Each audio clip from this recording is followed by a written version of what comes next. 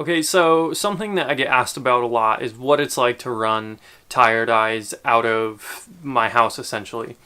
Now, to be clear, this is my parents' house, and this is a shed in their backyard, and so I'm obviously incredibly grateful that they let me do this. I've kind of discovered some pros and cons of what it's like to run a coffee roasting business out of your backyard or your house. This is going to be a two-part video. So obviously in this one, like I said, I'll be discussing some of the pros and cons that I've noticed. But for the second part, I want to hear your guys' questions. I want to get a little bit more specific. I know over the last several months, people have asked me stuff here and there. And so now I'm asking for you guys to send me your questions, and I'll create a second video based around what it's like to run a coffee roasting business out of your house or your backyard or whatever it is. Now, this may be perhaps the most challenging obstacle I've discovered in roasting out of the house, and that's the logistics of getting green coffee sent to your house. Now, my parents' house is in rural San Diego County. It's kind of out in the boonies. There's a long uphill driveway that has a really tight corner on it, and I cannot get freight delivered here because it's just too hard for a big truck to navigate. So that poses a big challenge in getting my green coffee delivered to me. Now, the answer to that has been buying small amounts through small bag importers like Coffee Shrub and La Bodega. That's worked out great. It's delivered by UPS, gets delivered right to the front door. Now, the downside to these small bag importers is that it is a higher price per pound. So that can pose a challenge as far as your margins go. It makes your margins smaller, and in coffee, we're really talking about pretty small margins to begin with. You need to sell a lot of coffee to make those margins count. So that is a big challenge in terms of growth. And then additionally, say I buy two 50-pound bags of a certain coffee, I've got 100 pounds of it, and then by the time I'm nearing that, I want to go back and, restock. It may already be sold out because they sell a lot of these small bags. So I can't really reserve my bags up front. I got to buy it all up front, which I don't have the capital for at the moment. I have combated these issues by getting the help of other roasters, and I've put some bags I bought through Inner American Coffee onto those roasters' pallets. When it gets delivered to them, I go and pick it up myself. It works. It's a lot of logistics, a lot of communicating, and I just feel like I'm a burden on their backs, so I prefer not to go that route. If you're in a densely populated area and say you're doing a darker roast and you're producing a lot of smoke, you're susceptible to complaints from neighbors. I personally think fresh roasted coffee smells delicious. Some people don't think so. But regardless, where I'm at, I'm kind of in the boonies, so the closest neighbor is probably 40 yards away. It doesn't really apply to me because I'm doing a light roast in just a 1 kilo roaster. If you're roasting from home, you're probably not using bigger than a 1 kilo, but even if you're on a 1 kilo and you're doing dark roast, there's probably enough smoke and odor, technically, to make someone mad. That, again, more specific to your location. For me personally, it doesn't affect me.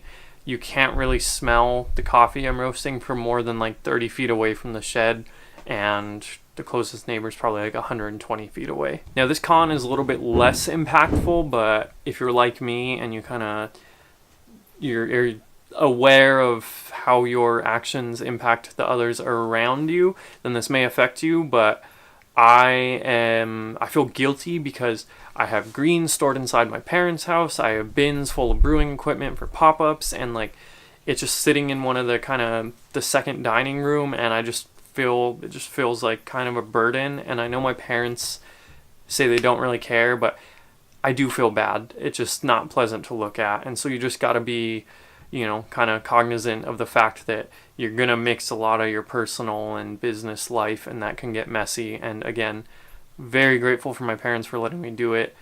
I swear, Mom, I carry this guilt, and I'm going to get out of the house. Unless you are in a very, very ideal situation, which you could probably argue this is a pretty ideal situation, your ceiling for growth is pretty low.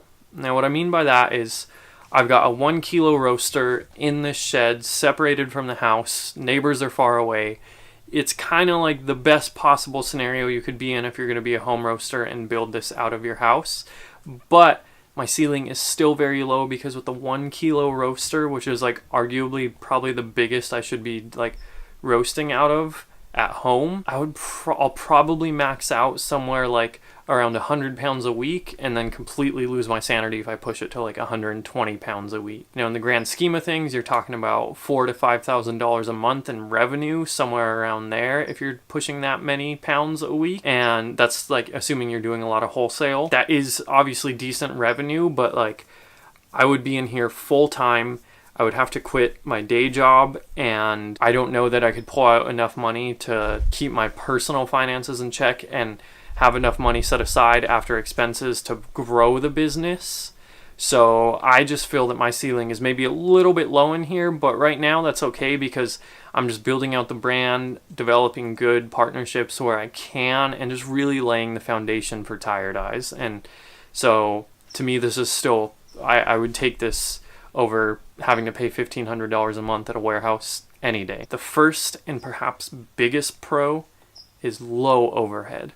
My expenses are green coffee, things like bags, maybe you could probably factor in stickers, merch, stuff like that. Like that's gonna come along with starting a business and building a brand, but I have no rent. And again, that's saving me in San Diego. That's saving me probably about like $1,500 to $1,800 a month. And that's insane. I couldn't even really make enough with a 1 kilo roaster to be paying that much and buying coffee, green coffee and all that. So low overhead is crucial. Another pro is that you have a very flexible schedule. I can just kind of I can shape my schedule around that day job, and then I can jump in the den. It can be freaking 11 p.m. on a Tuesday, and if I need to roast, I can just come open up the den and go for it. I am trying to create more structure in our roasting schedule, as again, I'm trying to create a structurally sound business right now.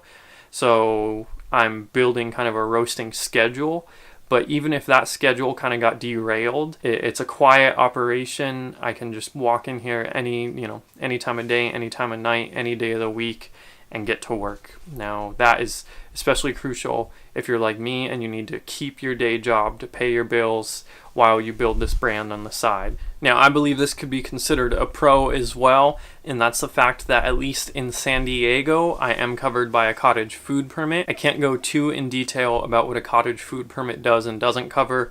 It's a lot of just jargon that I, just kind of skimmed over, and as soon as I saw that coffee roasting was approved, that's all I needed to know.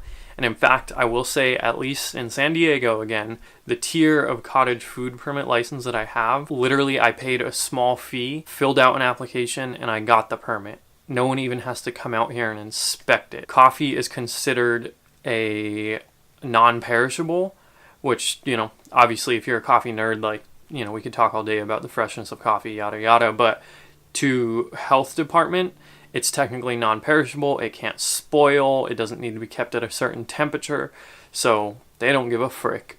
And that works out great for the small businessman or woman. I do get asked a lot, and yes, I'm covered by a cottage food permit. I'm sorry, but I don't know in your particular city, county, state, whatever. I don't know what you'll have to do. That's what Google's for. One last thing before I go. We have this. This is our Rwanda and Zovu. Don't know if you can see that. Here you go. So that is our Rwanda in Zovu. It is a delicious coffee. It is incredibly juicy, got a lot of stone fruit flavors, but we are on our last leg of it, and I kind of wanted to just extend a special offer to the YouTube community that's building here on this channel and give you 15% off for the next week. So from today, September 7th, until next Friday, September 14th, if you use the code RW15, you'll get 15% off a bag of Rwanda and Zovu.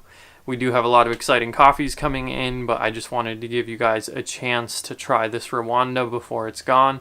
And again, RW15 at checkout, and you'll get 15% off a bag of Rwanda. Just consider it my thanks for the community and support that is building here on this channel.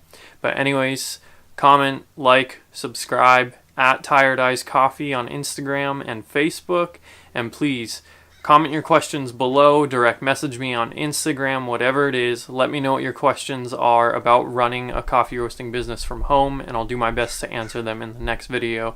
Thanks a lot, you guys. I'll see you later.